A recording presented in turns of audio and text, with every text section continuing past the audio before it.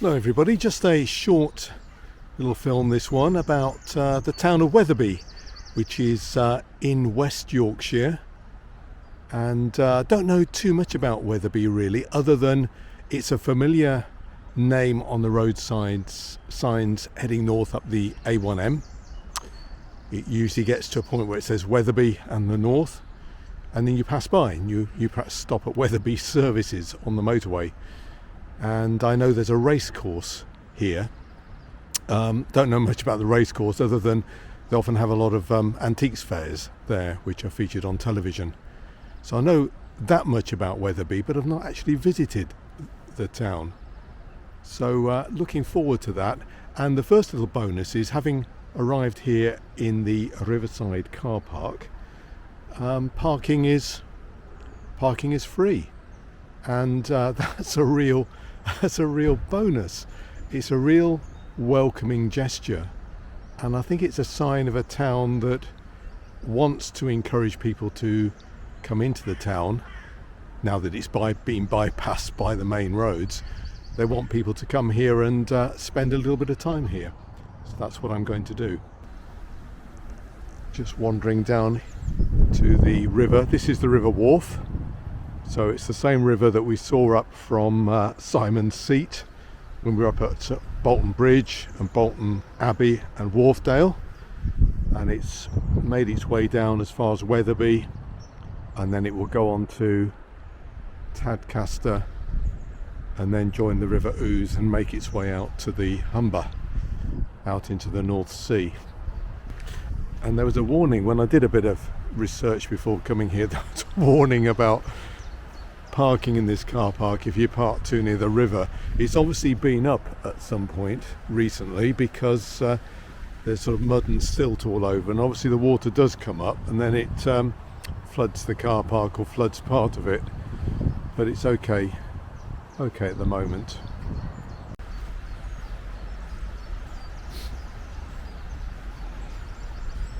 It's a stunning tree here.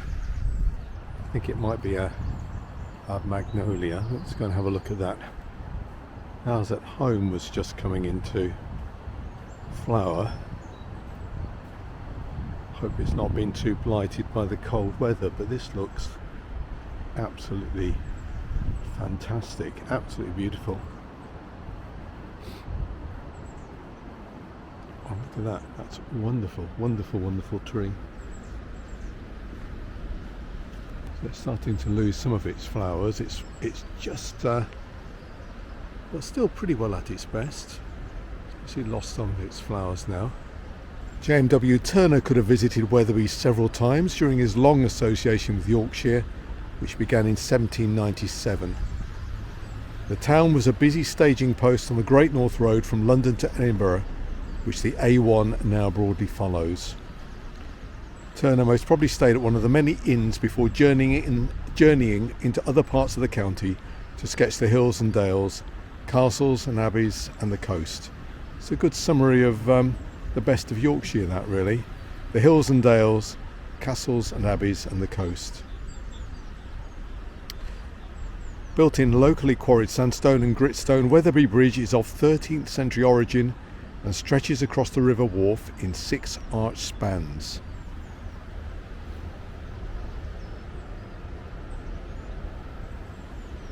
It has been widened several times because of the increase in traffic through the centuries. I'm just going to do a bit of acting as a flaneur, just have a little wander about, and that's about it.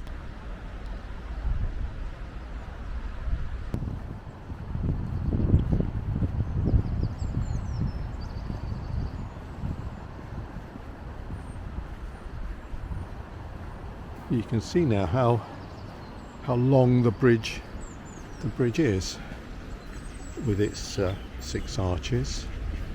Wasn't immediately visible by the parkland there, by the tree.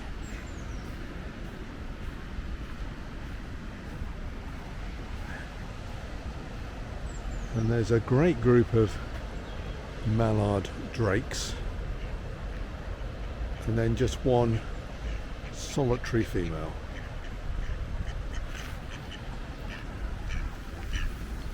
Hello. Hello. Yeah, well, I've got some friends now.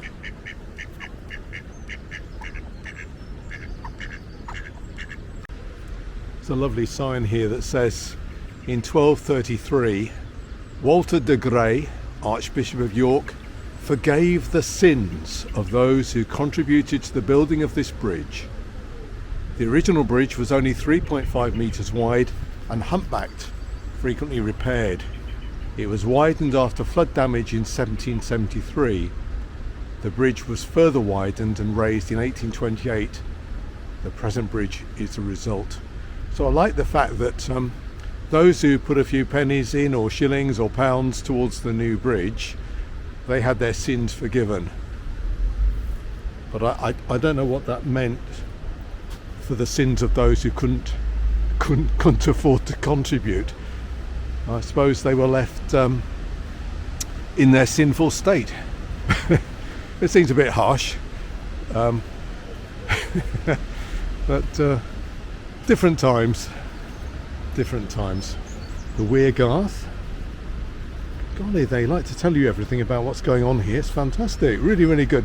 There's been a water mill at Wetherby since before 1221, where corn and rape were ground.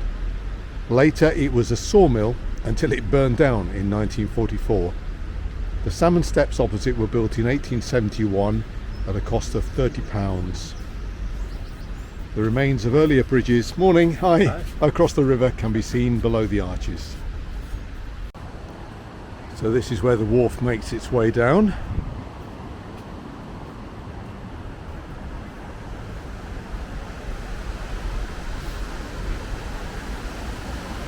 And the sculpture here is called Spawning Salmon by Michael Leisner, and it was presented to the Town Council and the Arts Festival to celebrate the millennium in the year 2000. So that's so wonderful. I don't know whether it's bronze or ironwork. Let's see if I can zoom in on that a little bit.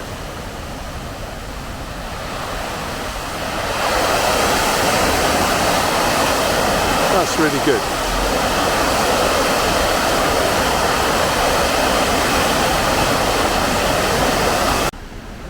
And here we have this great cogwheel.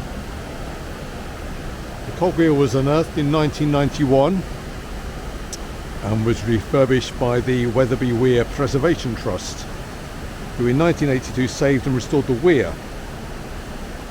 When working, this wheel was turned by a shaft which came directly from the water wheel of the mill.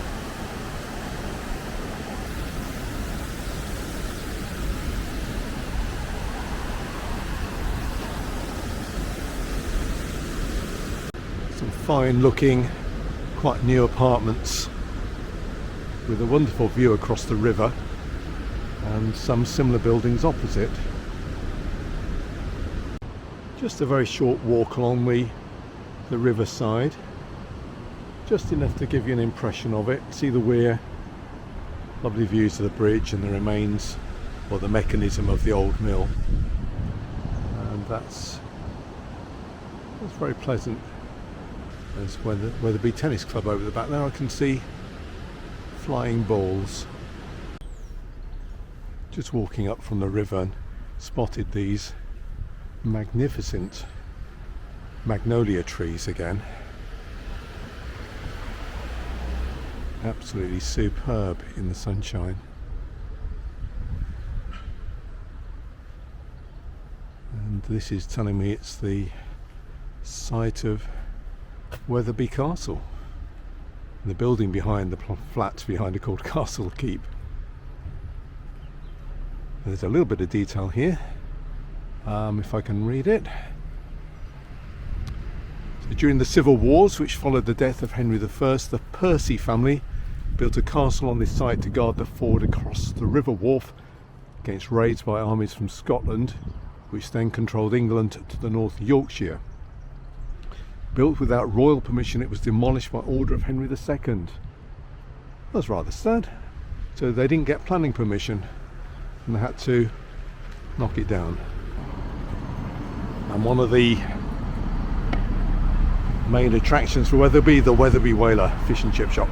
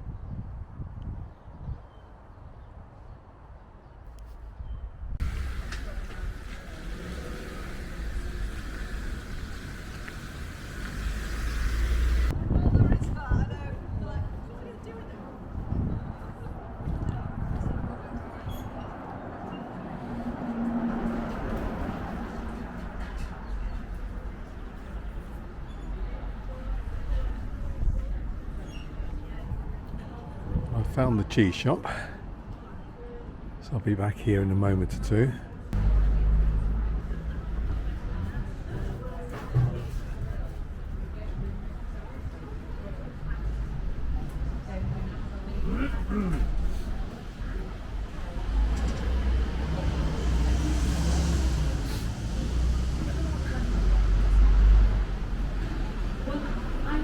Couplands, you tend to see a lot of couplands in Yorkshire.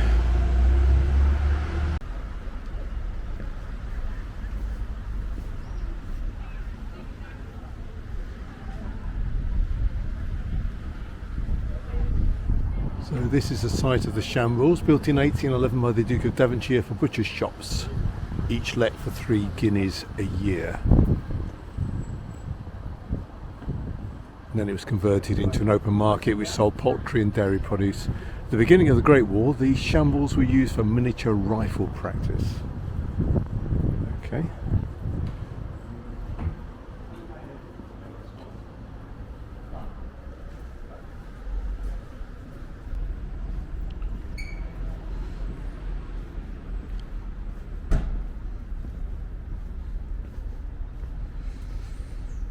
Antiques.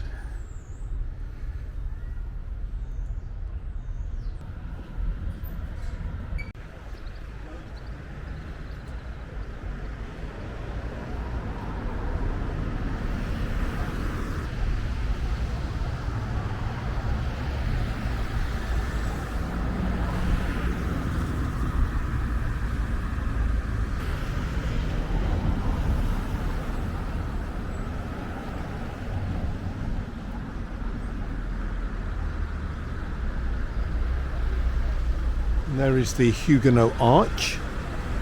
This arch was originally over a passageway between 2 houses at West End, now Westgate, near the present library.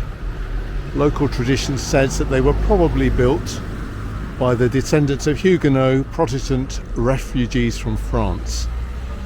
The French inscription stone reads, "Love your neighbour as yourself," said the evangelist, and was laid on the 19th of January 1827. So we'll have a closer look at that, and this is actually marked as the Garden of Rest. We'll see if we can find get a closer look at the inscription. The inscription I think says, there we go, let's find the inscription. Aimez votre prochain comme vous-même, dit l'évangéliste.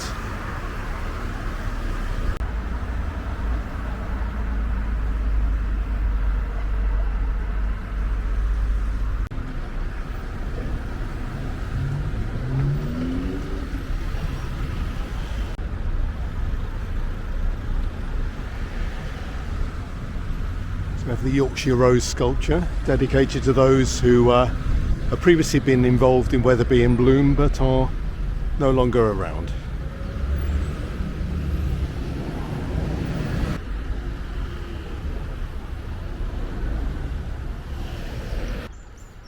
I'll take a quick shot of this sign because it's so lovely to see something which says car parking free. Really, really good. Well done. Well done, Leeds City Council, and well done, Wetherby. Very friendly ducks.